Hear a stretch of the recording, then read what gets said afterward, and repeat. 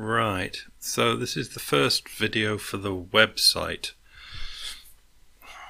and it's going to be different for me, for those of you that don't make YouTube videos.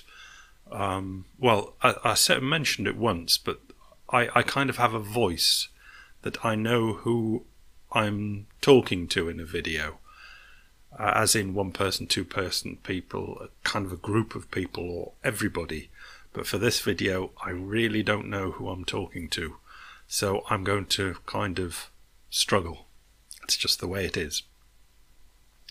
I'm going to fire off comments in the website thing by Ray, R-E-I, because I think they're very honest comments. And I'll tell you the first thing, that if I get to it, I've been thinking about, up at the top of the website thing here, I've got do something about 24 hours a day, and I've found that I kind of had it as an offhand comment in YouTube, and it's kind of stuck with me as a very important thing to always bear in mind, that we're always doing something 24 hours a day. And this kind of made me think, well, the Thickos, all right, whoever we might label as a thicko, people who are just thickos, they are still doing something 24 hours a day, be it eating crisps in front of the television, whatever it might be, that they are still doing 24 hours a day. And presumably thoughts are coming to them as regularly as they're coming to us, highly intelligent and cultured people. Hopefully you've got the idea that I'm not being nasty about this, it's just speaking in words that we can understand. So you've got the thickos, and thoughts are coming to them all the time, just like us. And all things are happening to them, just like us. Now, I realise I've just made a terrible mistake, because I'm going to go on to Ray's comment, and it's going to be inevitable that you'll think that I'm having a go at him as being a thicko. I'm not. I am thinking that this is very honest, but it's not thicko, but it's innocent, and it's very rare to come across. And it's not innocent. I always rate innocent very highly. I don't. I think we can agree that nowadays an adult that is rated innocent is a down rating. It's not a good thing to be. I would never do that. I would think that the innocent adult, all right, it's a dangerous thing, because it is going to get itself abused by the non-innocent people. So it's a dangerous thing to be around an innocent person. But there's a definite difference between being innocent and being thick. So I better move on. Hopefully understood that I'm not getting at Ray for being Ray. I think I'll go Ray, just to make it just a bit something. Okay, so I'll go for one comment and just see what happens. Getting back to your Buddhist rhetoric, I think meditation can have profound effects on a human brain that could not be observed when an animal meditated, probably because animals have no concept of an I and they can't meditate. Now, this to me is an exhibition of thicko stroke innocent. The thicko comes, I think, and this is, sorry about this, Rai, but it's I think, this is where I'm struggling with this video. And we're going to get to it. I think thickos stay thick because they don't triage properly. Now, when I say properly, I'm not trying to be superior or even point to myself as superior or non-thickos as superior. It's just what happens. We do triage. We sort things out, categorize them, and then if they need going at with thinking, we go at a section and go at that sort of section. When you've got, I kind of remember it from being a child, everything seemed to be just too much. I think as an adult or during school, you're taught to triage, which is what nurses do in hospitals, set up priority ratings for different things, and you're chopped up into, well, for this, we're chop things up into different things, and you analyze the different section at a different time. Because if you try and analyze all the things together, it's too much. The brain can't do it. It just overloads and never gets anywhere, spins its wheels, splatters mud all over the place. It needs to be chopped up to be analysed. Now, this is an opening sentence, so I'll go with it again. Getting back to your Buddhist rhetoric, I think meditation can have profound effects on the human brain. Okay, we've got Buddhist rhetoric, which sets up the second bit, which is meditation can have a profound effect on the human brain. That is a definite separate section, but without any punctuation, all right? People don't do punctuation nowadays. It goes, profound effects on the human brain that could not be observed when an animal meditated. That must be a completely different section. It should not be in the same even paragraph, let alone the same sentence, and certainly not with no punctuation between them. Probably because animals have no concept of an eye is another thing in the same sentence with no punctuation, a completely different paragraph again. And they can't meditate. I mean, I think because time will be going on, I think I'm going to have to start stopping here, or I could, if I go through the comment. But this, to me, is an exhibition of how not to think about something. Where we get to in this comment. Okay.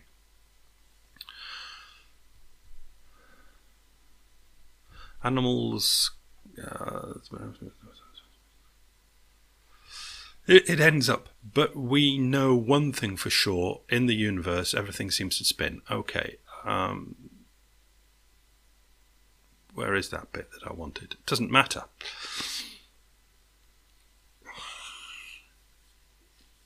Ray wrote in one of the comments, could be in that one, I won't bother looking for it. Perhaps we'll never know. Now, perhaps we never know, as I said to him, it's a reasonable thing to say, and it could even be right to say it. But it just sounds, to a modern person, so pathetic.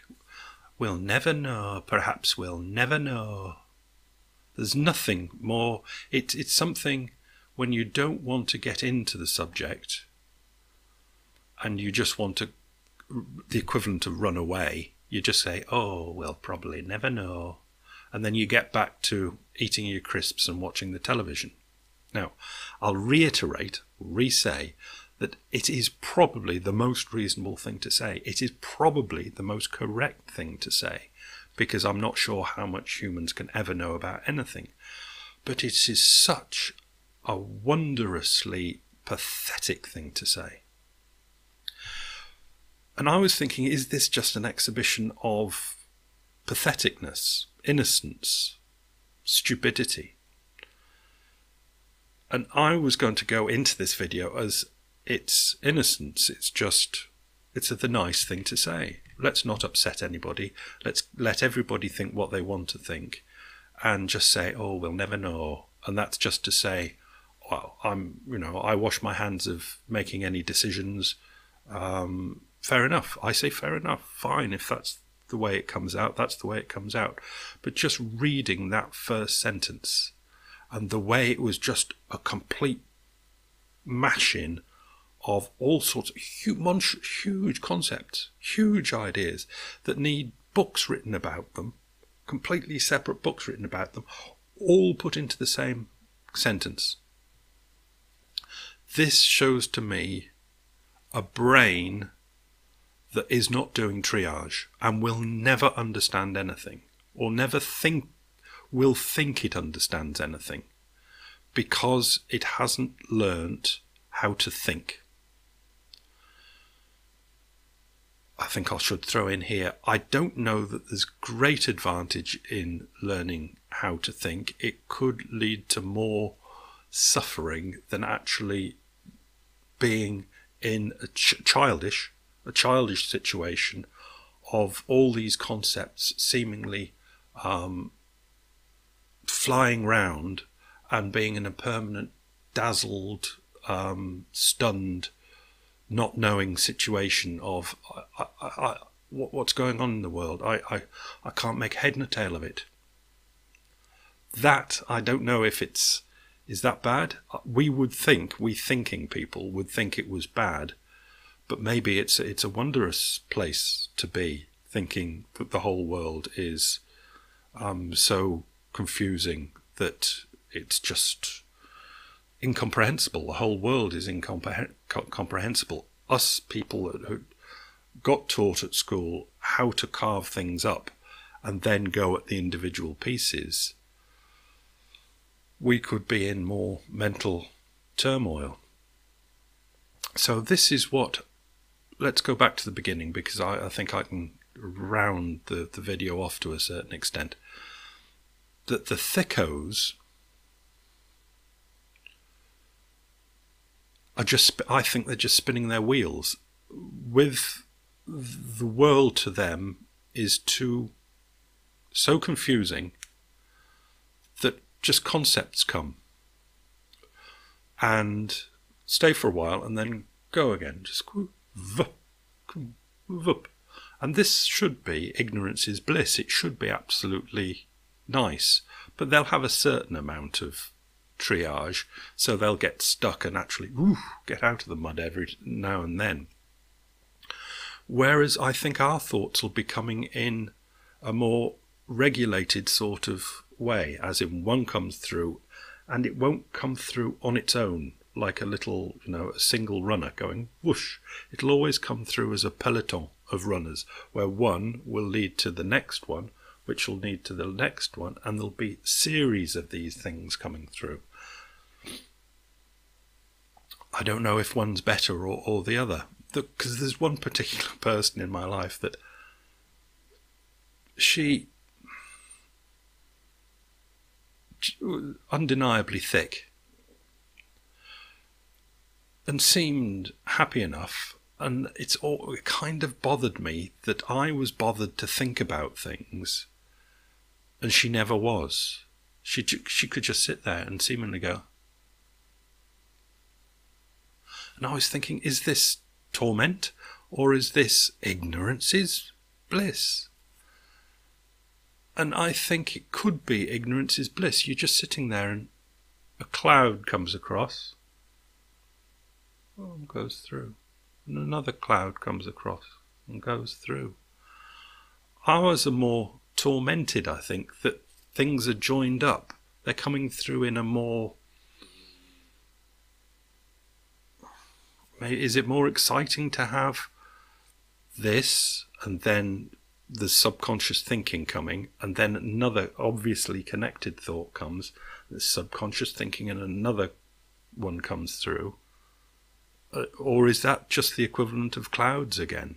It's exactly the same, but where our clouds are connected in a thought process, the Thickos thoughts come in just individual ones, or maybe little twos. Threes at a push. But they do not have thought processes.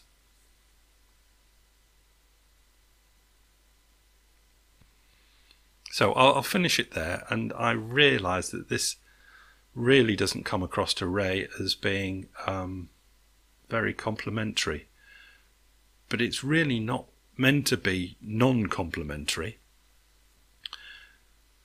because the video, if it had taken a different turn, I would have been answering your free will points, which, if it continues raining, I might do later, but I've got things to do inside, so I probably won't. So I'll say sorry to Ray that it might come across as a non-complimentary video, but I thank you, Ray, very much for your comments, because everything contributes to life going on. Your comments have come out and it's created this video, which will then go on to create different things. Everything is, in my opinion, today equally valuable. But that's a whole different video to explain how a thought about a cloud coming through and somebody saying, "Oh, look, that cloud looks like a camel," is equally as valid as somebody saying, "Oh, look, in this Petri dish we have a cure for cancer," whatever. It's just what arises. So let's leave that there and see what happens. Okay, bye.